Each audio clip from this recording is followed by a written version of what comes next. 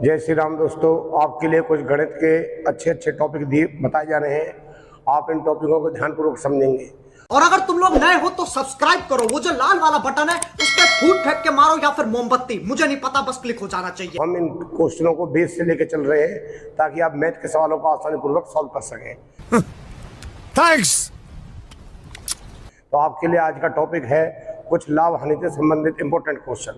पहला प्रश्न, पहले हम आपको फार्मूला बता रहे हैं, उन फार्मूलों को आप नोट कर लीजिए। पहला फार्मूला आपका विक्रय मूल्य, इसे कहते हैं सेलिंग प्राइस। विक्रय मूल्य होता है आपका क्रय मूल्य गुणा 100 जमा लाभ बटे 100। लाभ होता है आपका प्रॉफिट, ये होता है आपका कॉस्ट प्राइस, ये होता है आपका सेलिंग प्राइस। मान लो आपने किसी वस्तु को 500 में खरीदा, उसे 550 में बेच दिया, तो आपका लाभ हो गया 50 रुपये। ठीक। तो अगर आपसे पूछा जाए कि विक्रय मूल्य किस फार्मूले से निकालते हैं, तो विक्रय मूल्य का ये फार्मूला है। हानि होता है तो हम इधर घटा कर देते हैं। अब आ जाओ आपके लिए क्रय मूल्य। क्रय मूल्य का फार्मूला होता है आपका विक्रय मूल्य गुणा 100 बटे में 100 जमा लाभ। ये आपका क्रय मूल्य का फार्मूला है।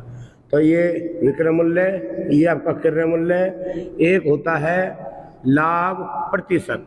तो आप अगर करना चाहो तो लाभ प्रतिशत का क्या फार्मूला होता है, लाभ गुणा 100 बटे में कॉस्ट प्राइस यानी क्रय मूल्य। इन तीनों फार्मूलों से आप लाभ हानि के सवालों को आसानी से कर सकते हो। तो पहला फार्मूला याद कीजिए आप, विक्रय मूल्य। विक्रय मूल्य होता है क्रय मूल्य गुणा में 100 जमा लाभ बटे में 100। तो क्रय मूल्य गुणा में 100 जमा लाभ बटे में 100। मान लो हानि प्रतिशत होता तो हम यहाँ हानि को घटा देते। हानि में घटा होता है, लाभ में क्या होता है, जमा।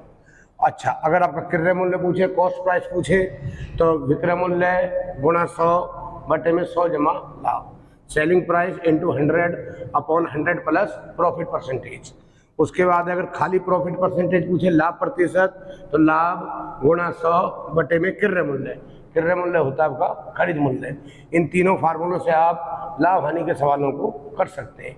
तो आपको तीनों फार्मूले जरूर याद कर लेने हैं। बोलिए, विक्रय मूल्य बराबर क्रय गुणा में 100 जमा लाभ बटे में 100, और क्रय मूल्य विक्रय मूल्य गुणा 100 बटे में 100 जमा लाभ। लाभ प्रतिशत लाभ गुणा 100 बटे में क्रय मूल्य। ठीक। इन तीनों फार्मूलों को करने के बाद अब हम कुछ सवाल आपको बता रहे हैं, आप उन सवालों को करोगे। क्या बात है सर, क्या बात है सर, क्या बात, ये बात है। अरे सर क्या बात। हाँ, तो दोस्तों आपके लिए ये सवाल है। राम ने एक वस्तु को 800 रुपये में खरीदा, उसे 20% लाभ पर बेच दिया, विक्रय मूल्य ज्ञात कीजिए। अब आप देखिए, इसमें खरीद कितना है 800, लाभ कितना आपका 20%, आपको विक्रय मूल्य निकालना है। तो आप यहाँ अपना फार्मूला पुटअप कीजिए। विक्रय मूल्य, विक्रय मूल्य का क्या फार्मूला होता है आपका, क्रय मूल्य गुणा में 100 जमा लाभ बटे में 100। ठीक। अच्छा, आपका खरीद कितना है इसमें 800, 100 और 20 कितना हो गया आपका 120, ये आपका 100 कर दिया, ये आपका 960। ठीक। तो राम ने एक वस्तु को 800 रुपये में खरीदा, उसे 20% लाभ पर बेच दिया, विक्रय मूल्य ज्ञात कीजिए। तो विक्रय मूल्य का क्या सूत्र होता है, क्रय गुणा में 100 जमा लाभ बटे में 100।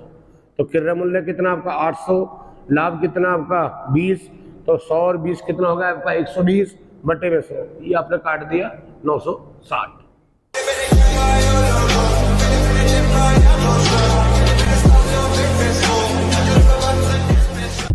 एक सवाल मेरे द्वारा दिया जा रहा है, आपको ये सवाल करना है। ये सवाल आपको करना है, टेलीविजन को 4816 रुपये में बेचने पर 20% की हानि होती है, खरीद मूल्य ज्ञात कीजिए। टेलीविजन को 4816 रुपये में बेचने पर 20% की हानि होती है, खरीद मूल्य ज्ञात कीजिए। तो आप सभी एक बार बताओ खरीद मूल्य का फार्मूला यानी क्रय मूल्य का। बोलो क्या है, विक्रय मूल्य गुणा 100। अब इसमें हानि दे रखी है तो क्या होगा आपका 100 घटा हानि। अब बताओ इसमें विक्रय मूल्य कितना आपका 4816 और ये कर दिया आपका 100। और 100 में से 20 गया आपका कितना हो जाएगा 80। आप इसे काट दीजिए, तो आप इसे काट दीजिए तो इसमें आपका 8 6 48 और फिर ना जाने की 0 हो जाएगा, 8 दूनी 16। तो ये आपका 6220 रुपये में टेलीविज़न को आपका खरीदा गया है। दोबारा सुन लो, एक टेलीविज़न को 4816 रुपये में बेचने पर 20% की हानि होती है। खरीद मूल्य निकालो, तो खरीद मूल्य का सूत्र क्या होता है? विक्रय गुणा 100 बटे में 100 घटा हानि। तो विक्रय की जगह आपने विक्रय लिख दिया, 100 की जगह आपका 100 लिख दिया, हानि की जगह आपका 20। तो ये आपने काट दिया, ये आपके काटने के बाद 6020 रुपये इसका आंसर आ गया। तू समझा? हाँ। देखिए आपके लिए एक बहुत अगला सवाल है, ये आपको फिर करना है। खिलौने को 144 रुपये में बेचने पर 20% का लाभ होता है, खरीद मूल्य ज्ञात कीजिए। खिलौने को 144 रुपये में बेचने पर 20% का लाभ होता है, खरीद मूल्य ज्ञात कीजिए। ये सवाल आपको करना है। तो सबसे पहले आप मुझे बताएं खरीद मूल्य का फार्मूला। तो खरीद मूल्य क्या होता है? विक्रय मूल्य यानी बेच, उसके बाद गुणा 100 बटे में 100 जमा लाभ। ठीक, यानी cost price is equal to selling price into 100 upon 100 plus profit. तो आप इसमें देखें, इसमें सेलिंग प्राइस कितना है आपका 144 और ये आपने 100 कर दिया, 100 प्लस 20 ये आपका 120 हो गया। ये आप इसे काट दीजिए, ये आप इसे काट दीजिए। ठीक, तो ये आपका कितने का हो गया है? ये आपका 120 रुपये में आपका खरीदा गया है। दोबारा देखो, खिलौने को 144 रुपये में बेचने पर 20% का लाभ होता है, खरीद मूल्य निकाले। तो बेच कितना आपका 144, लाभ कितना आपका 20%। तो बेच गुणा 100 बटे में 100 जमा लाभ।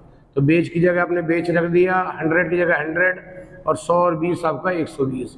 ये आपने काट दिया, इसका आंसर आ गया खरीद मूल्य। Hey, y'all, come look at this.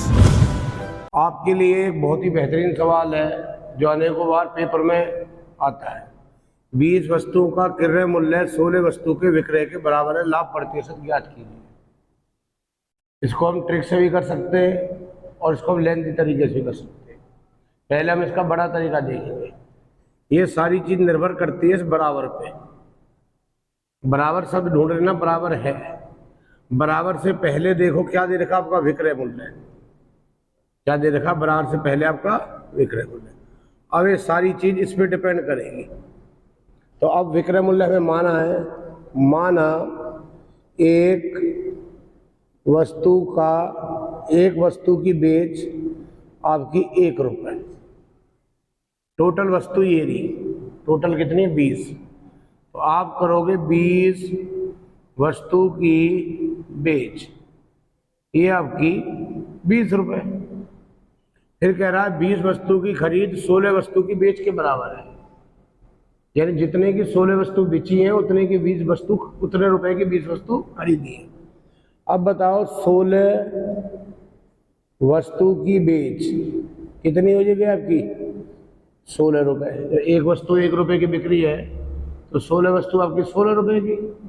Total वस्तु कितनी आपकी? 20। और फिर कह रहा है कि जो 20 वस्तु खरीदी है जितने की 16 वस्तु बेची है। तो अब 20 वस्तु की बेच है तो 20 वस्तु की खरीद निकालनी है।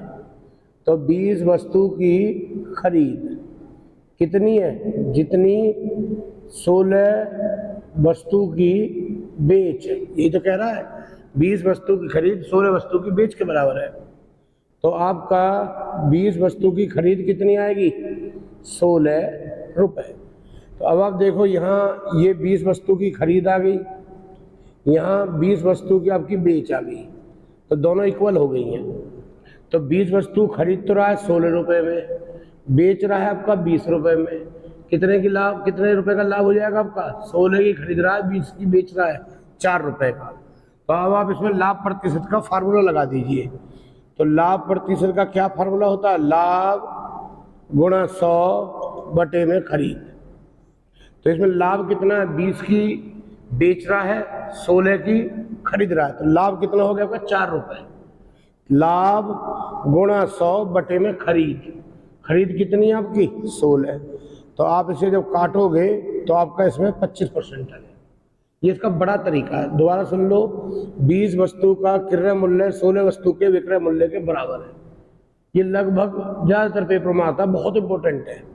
तो आप इसमें लाभ प्रतिशत ज्ञात कीजिए। तो सबसे पहली बात है, बराबर है को मेन चीज़ है बराबर है। अगर बराबर से पहले आपका बेच है तो सारा सवाल इस पर डिपेंड हो जाएगा। ठीक, तो माना एक वस्तु की बेच 1 रुपये, टोटल वस्तु ये होती है 20, तो 20 वस्तु की बेच 20 रुपये। अब यहाँ 20 वस्तु की बेच आ गई तो 20 वस्तु की खरीद निकालो। तो कह रहा है 20 वस्तु की खरीद 16 वस्तु की बेच के बराबर है। यानी 20 वस्तु कितने की खरीदी? जब एक वस्तु 1 रुपये की बेच रहा है तो 16 वस्तु कितने की बिकेंगी? 16 रुपये की। तो 20 वस्तु की खरीद 16 रुपये, तो 16 रुपये के खरीद रहा है 20 वस्तु और 20 वस्तु बेच रहा है 20 रुपये की। तो लाभ कितना हो गया? 4। तो लाभ गुणा 100 बटे में खरीद। तो आप इसे काटोगे तो लाभ कितना हो जाएगा? 25%।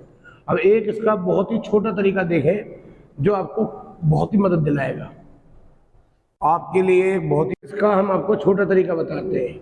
20 वस्तु का क्रय मूल्य 16 वस्तु के विक्रय मूल्य के बराबर है। इसका छोटा तरीका बहुत आसान है। तो जिसको बराबर से पहले विक्रय, इससे हमें कोई मतलब नहीं रखना। हमें देखना 20 वस्तु का क्रय 16 वस्तु के विक्रय के बराबर है, तो ये ऑटोमेटिकली क्रय मूल्य बन जाएगा। ट्रिक में ये यहाँ से चालू करना, स्टार्टिंग से। 20 वस्तु का क्रय मूल्य 16 वस्तु के विक्रय के बराबर है। तो ट्रिक में क्या करना है, 20 वस्तु का क्रय 16 वस्तु के विक्रय बराबर, तो ये अपने आप ही क्रय मूल्य बन गया। तो क्रय मूल्य कितना हो गया? 16। तो जब क्रय मूल्य 16 है तो बेच कितनी हो जाएगी? 20।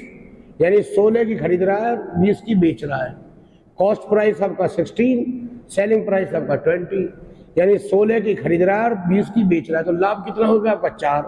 तो लाभ गुणा 100 बटे में खरीद, ये आपका 16 है। ये आपने काट दिया और ये आपका कितना हो गया? 25। ये इसका छोटा तरीका है।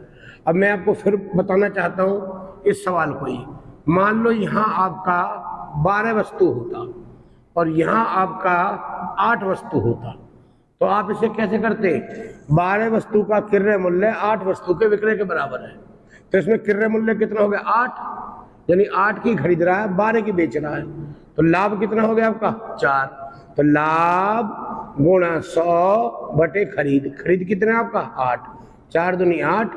ये आपने इसे कर दिया। ये इसका शॉर्ट ट्रिक है। इसी के साथ आज की मजदूरी यहीं खत्म करते हैं। अगर तुम्हें वीडियो पसंद आई तो लाइक मारो यार।